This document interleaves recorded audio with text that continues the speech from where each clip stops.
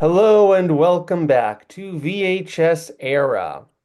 Now, I said that we'd be covering VHSs of all types, but with the exception of that one Simpsons VHS, we've been mostly focusing on movies.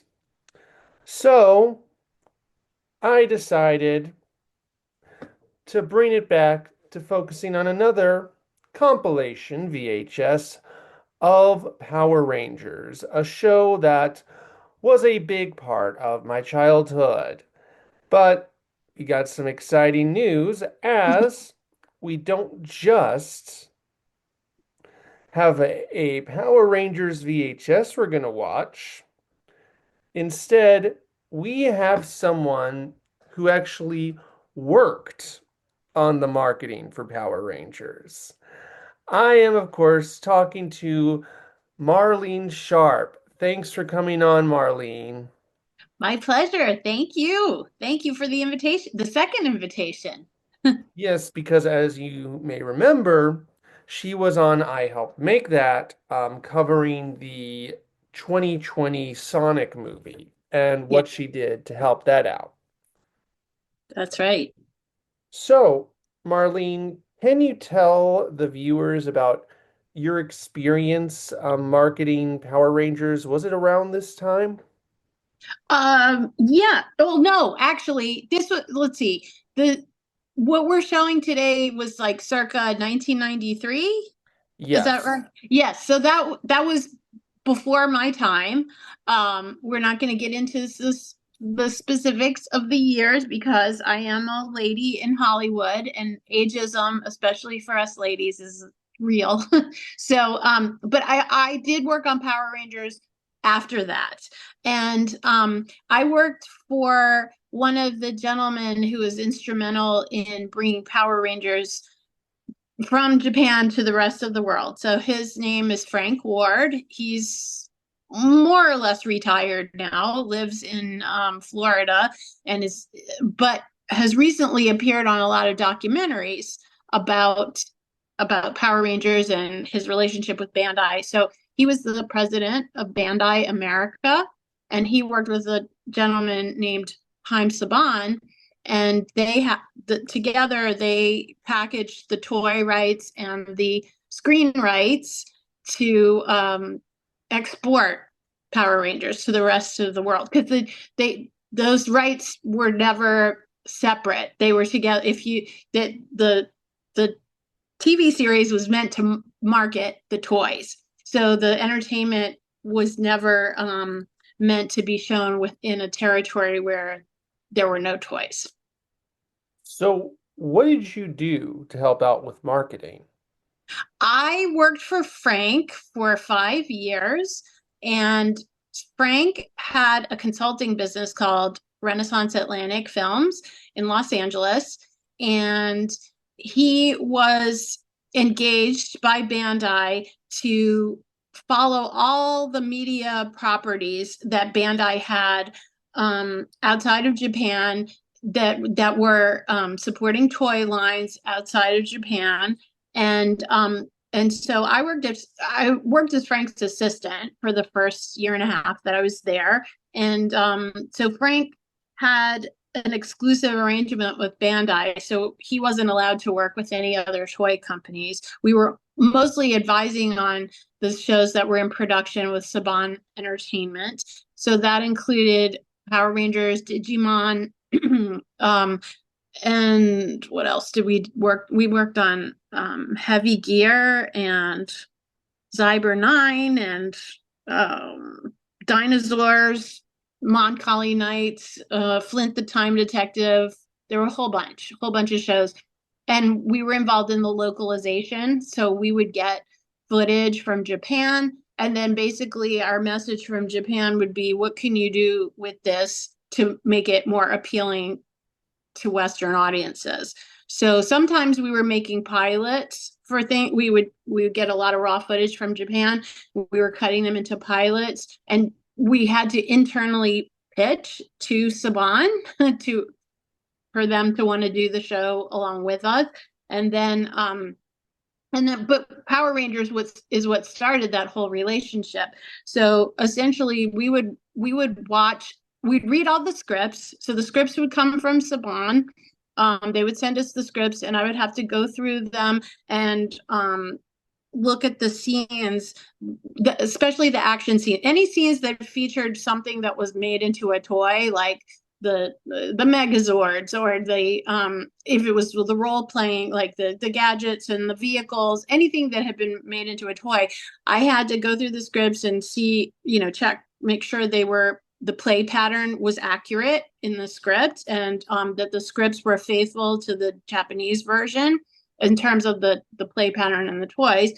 And then after the shows were in a rough cut, they would send the rough cuts to us, and I'd have to watch the rough cut and make sure that the action is the same thing. It's a process of checking to make sure that the toys aligned with what was in the show and vice versa. And then sometimes I would attend conferences like New York Toy Fair or Licensing Expo and take meetings on behalf of Frank or Bandai, sometimes for Power Rangers, but Power Rangers was already a well-oiled machine when I came on board. So it was more a process of keeping it going. And then also we would have the Power Rangers was in production. I know this is getting into the weeds, but there was a lot of there was a lot to do. The Power Rangers was a few seasons ahead in Japan. So it started several years in Japan, maybe a decade, I think, before it was exported to other places. And so they were several seasons ahead. So Japan would send us their materials for the seasons that preceded the ones that we were on in the US.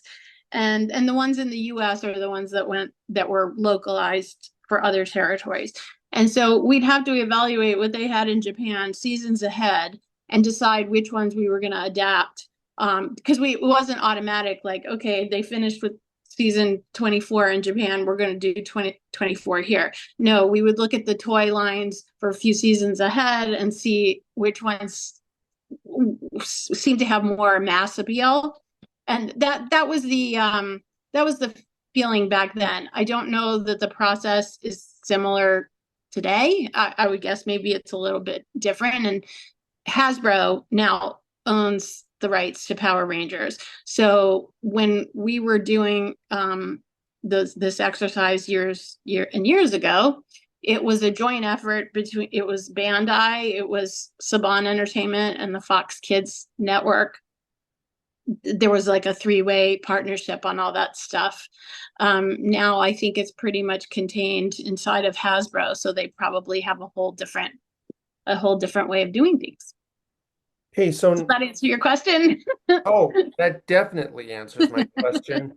And it actually makes it more interesting because, if you've seen like previous episodes of this show, like that's what me and my guests always do. We're always like, why would we, why would they think this is marketable? Why would they promote the movie like this? Or be like, okay, yeah, that's smart. That's why they would promote the movie like this. This looks good.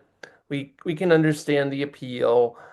But now we've got well, you're my second guest who's actually been in marketing. My first was Alex Gradette, but he worked at marketing for Disney, and we were focusing on out of sight, which is, the one of the furthest things you can get from Disney. Yeah, The George Clooney, yeah, Jennifer Lopez movie. right, right. So like he had a lot of great insights about marketing, but still it wasn't really his field. Like it's his type of movie, but not what he really works in. Yeah. Well, So, with kids entertainment especially, there's a lot of commingling of marketing and production because the actual TV series or movies are meant to sell the toys. We did have other TV commercials, and there were other marketing efforts, because you have to in kids entertainment, you also have to market the marketing. So the TV series is meant to sell the toys, but then you need to market the TV series to let people know that it's there.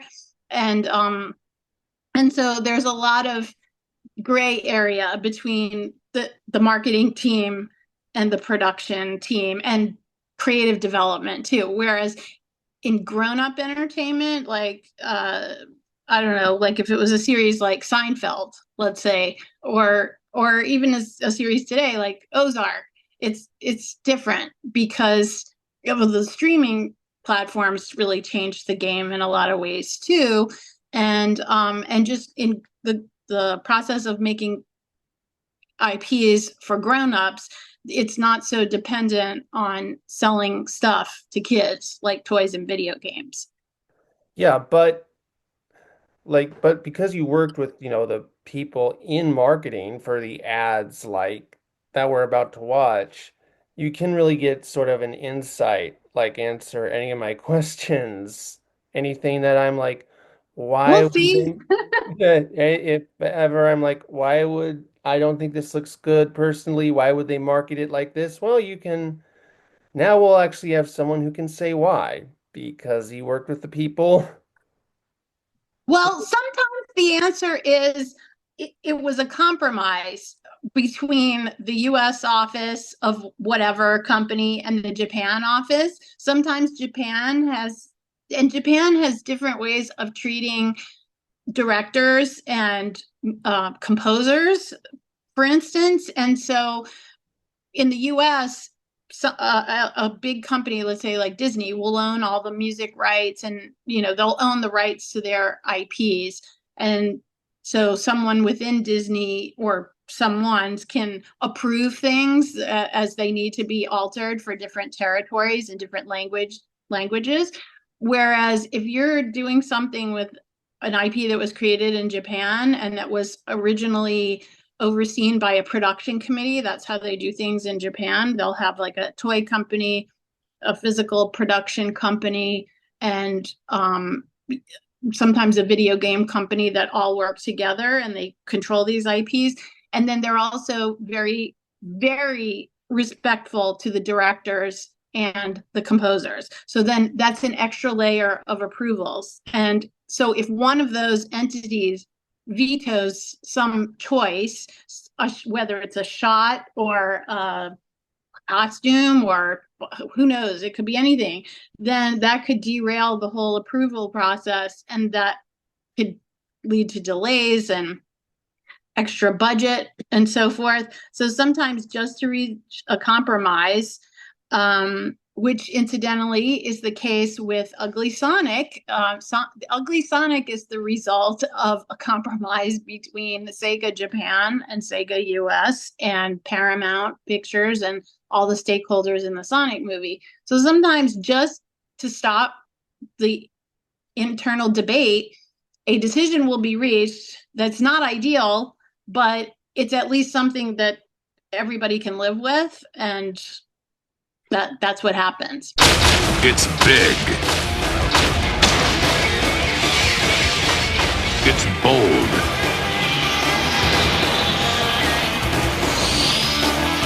It's the next step in adventure-packed live-action children's programming.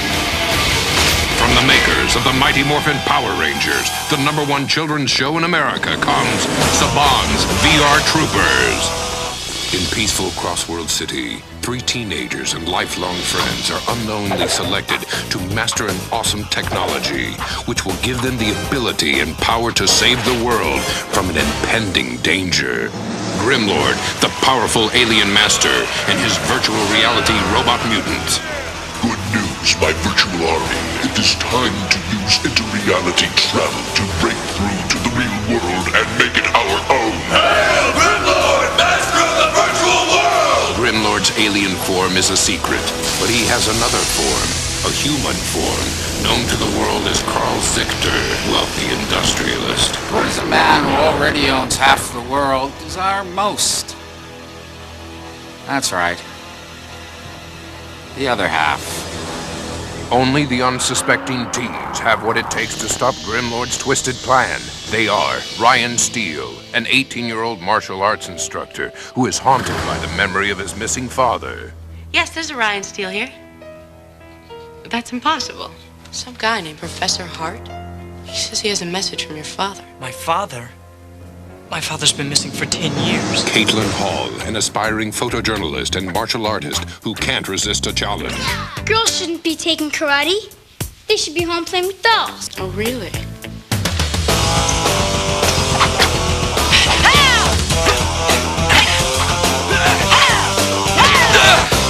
J.B. Reese, an ultra-intelligent computer whiz who always has the right answer. It's 400 in miscellaneous expenses. That's right. So far, so good. They are led into a secret lab by a virtual being named Professor Hart. Oh, good. I've been expecting you.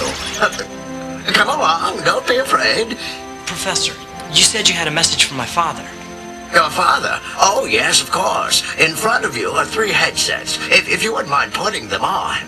Before he disappeared, your father unlocked the secret of inner reality travel, a process that allows virtual reality images to pass from the imaginary world into our real world. I've heard of that. I never thought anyone would actually do it, though. A sinister creature named Grimlord from a virtual dimension came into possession of this same technology. He has created a virtual army of mutant-like robots. Using inter-reality travel, he plans to break through the reality plane and unleash his army upon our world. You can take them off now. It is imperative that you and your friends use this technology to take on Grimlord and save the Earth. Your transformation penance will give you the power and technology to battle Grimlord's mutants and travel from our world to the world of virtual reality. It's your choice, Ryan. You and your friends. What is your answer? Let's do it! VR Troopers!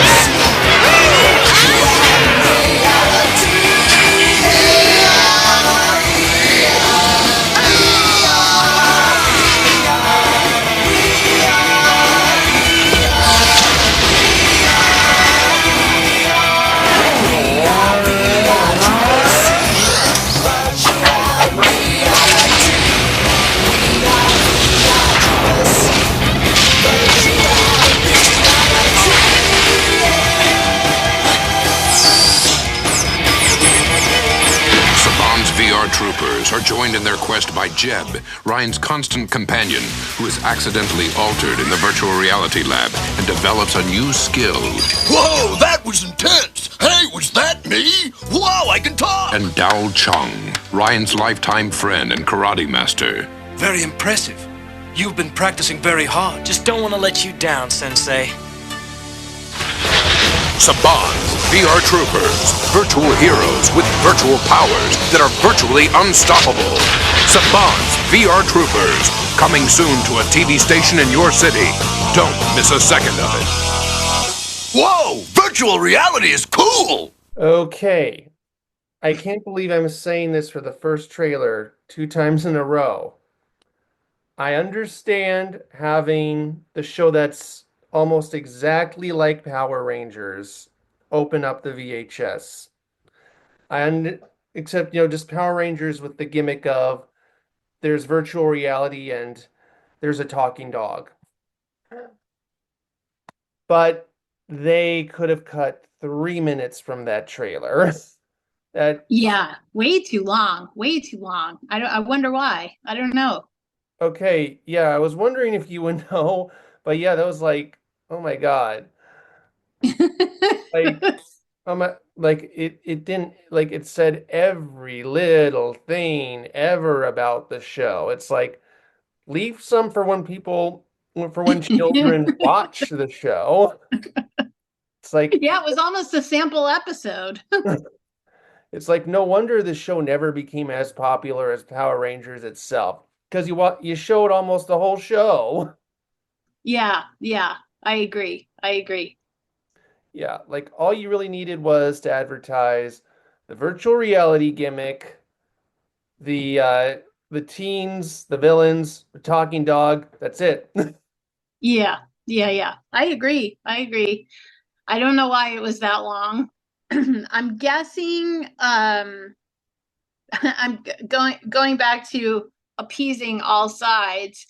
I do know that when we used to get the footage from Japan, they there would be an episode, and the inside the episode, the breaks for commercials, the commercials would be embedded into the episode, and it was such a blatant hard sell. And it would be like the entire commercial break, like let's say in an American show, maybe there would be like a 3-minute commercial break, and you'd see a Ninja Turtles commercial, and you'd see a Light Bright commercial, and Slip and Slide, or it'd be or Chuck E. Cheese or something like that. But in the Japanese show, the entire 3-minute commercial break would be for Power Rangers toys, or if it was a VR Trooper show, it would be 3 minutes of just like a VR Trooper figure, let's say, and it would be like rotating on a Lazy Susan, and there'd be voiceover talking about it, and it would seem endless, and it seemed redundant too, because it was like a commercial for the same thing that you're seeing in the show. It was, and I'm guessing that maybe this trailer was somebody's idea of a compromise between the way they advertised the toys in Japan with these long commercial breaks of the same thing, but yet maybe a little bit different. Like it's somewhere in between a Japanese commercial embedded in the actual show and a movie trailer, but still way too long. And I'm just guessing. Yeah. I don't know. Yeah, and yeah, I that's actually pretty good insight.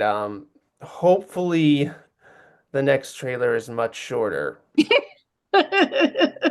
Yes, let's hope so.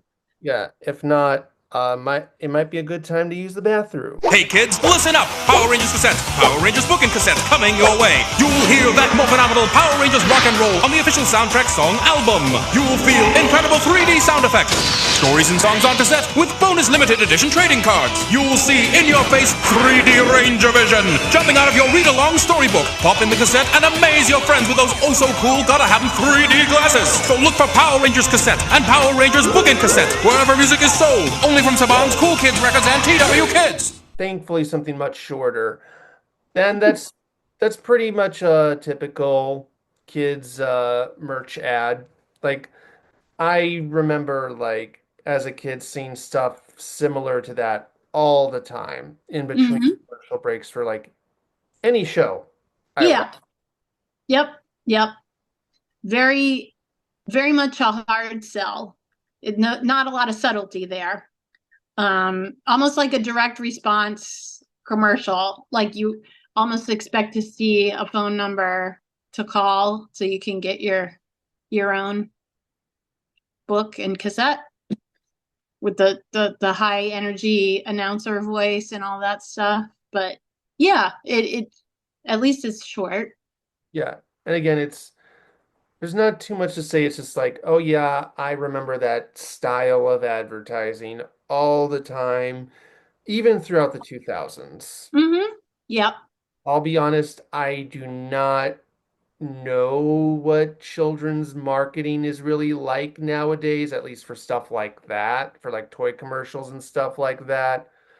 But yeah, for when I was a kid at least, that's pretty typical of what marketing was like.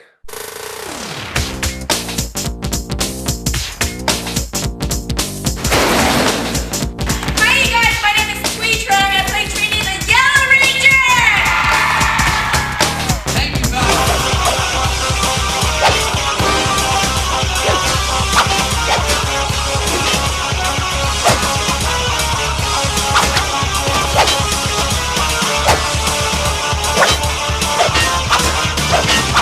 How do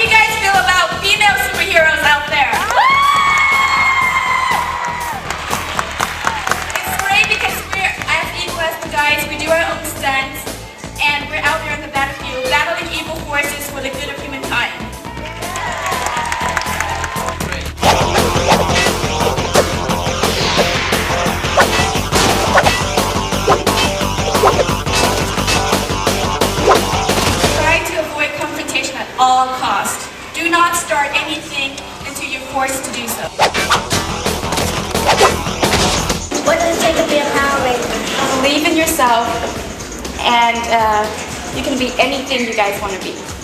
Have dreams, and your dreams will come true. Teamwork.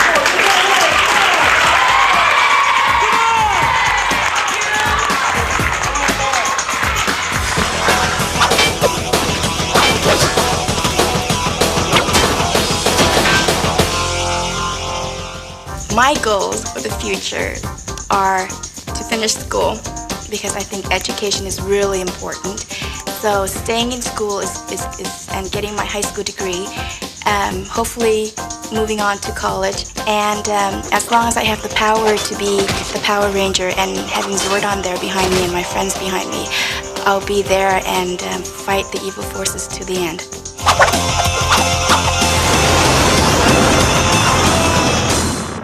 Friendship is just so important because I remember being in trouble so many times and they're always there for me.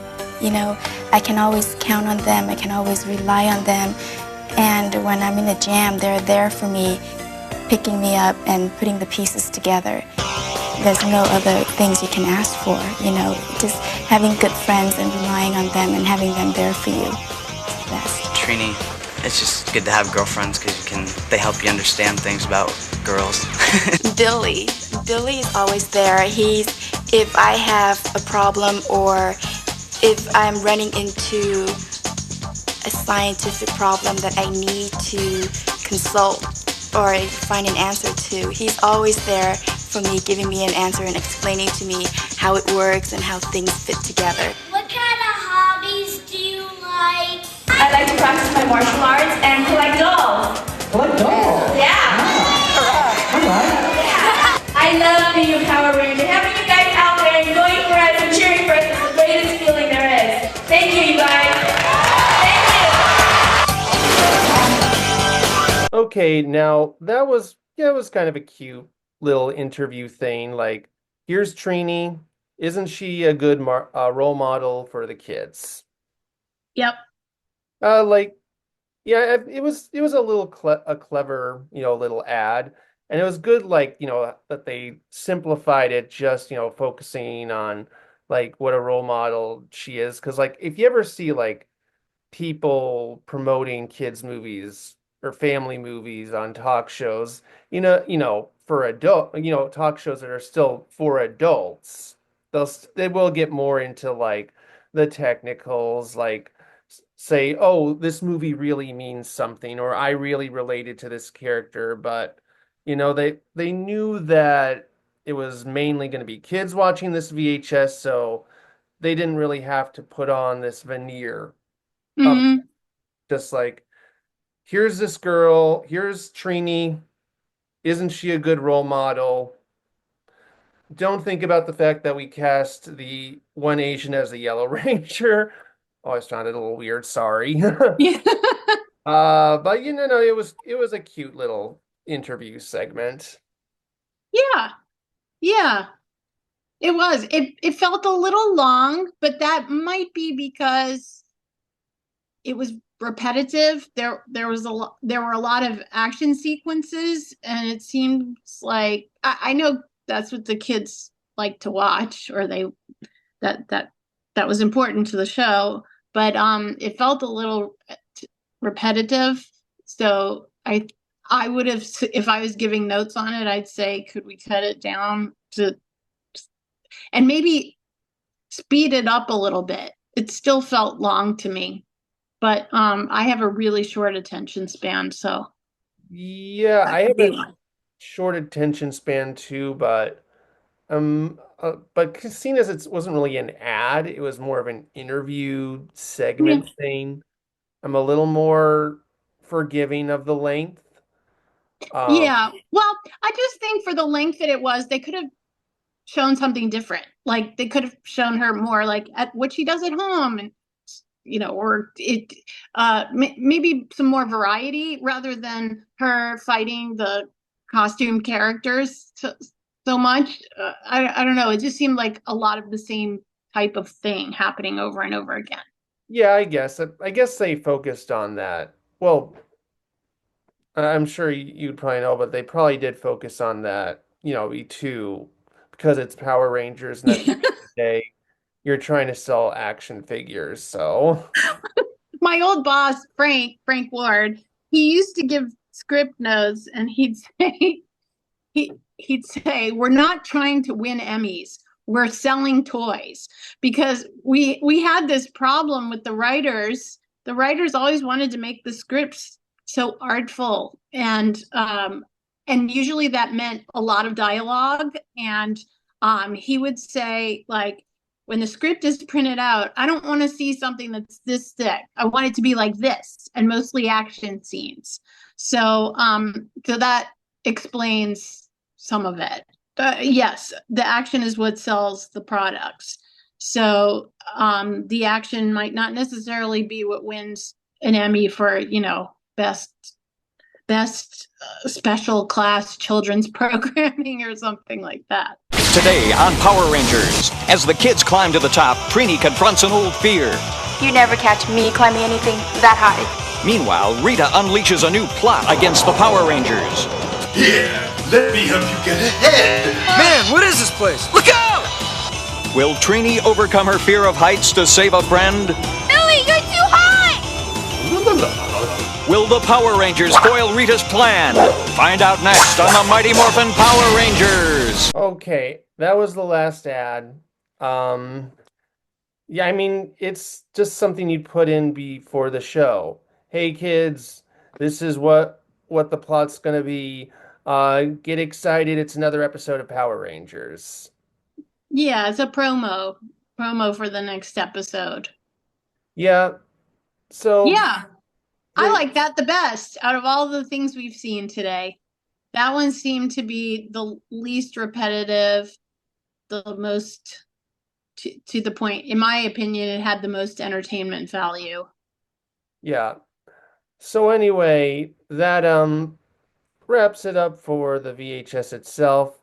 So now it's time for stay through the previews or skip to the feature. Honestly, besides that really dragged out VR Troopers trailer that really should have cut like 3 minutes, there's nothing. It's just kind of a bunch of typical children's show ads from the 90s, but it's like that's kind of what I expected. So, yeah, stay through the previews. I mean, you're watching a VHS opening for a Power Rangers VHS compilation tape. That's what you're going to get. Yes. It wasn't surprising, in other words. It's pretty typical. Yeah, like it's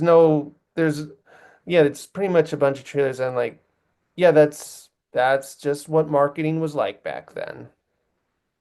Yes. I think so. Yeah, but how about you? Stay through the previews or skip to the feature? Oh, I love to watch previews, and I don't think anything that we saw would have deterred me from continuing on to watch everything. So I would have stayed on. All right, great. So anyway, Marlene, do you have anything to plug? Oh, well, how about this?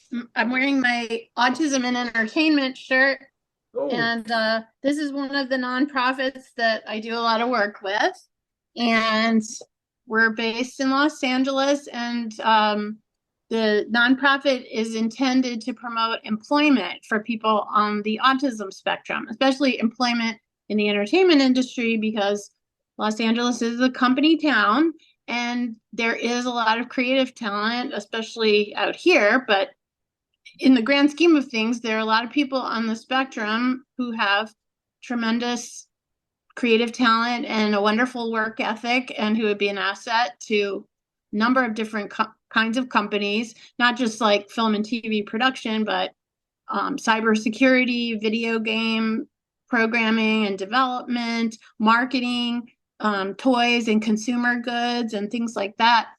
So we have a website, excuse me, autismandentertainment.org. And we had the first ever Autism and Entertainment Conference back in April.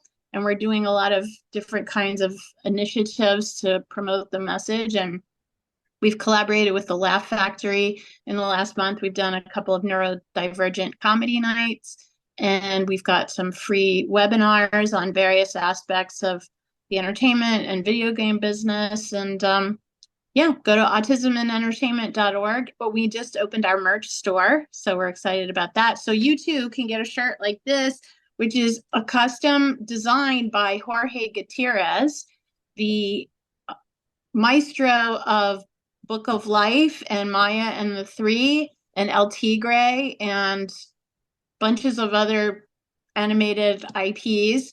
And he's also on the autism spectrum, and he does a lot of work with autism and entertainment. So yeah, that's what I'm plugging. All right. Well, that was VHS Era. And next time, it's Christmas time.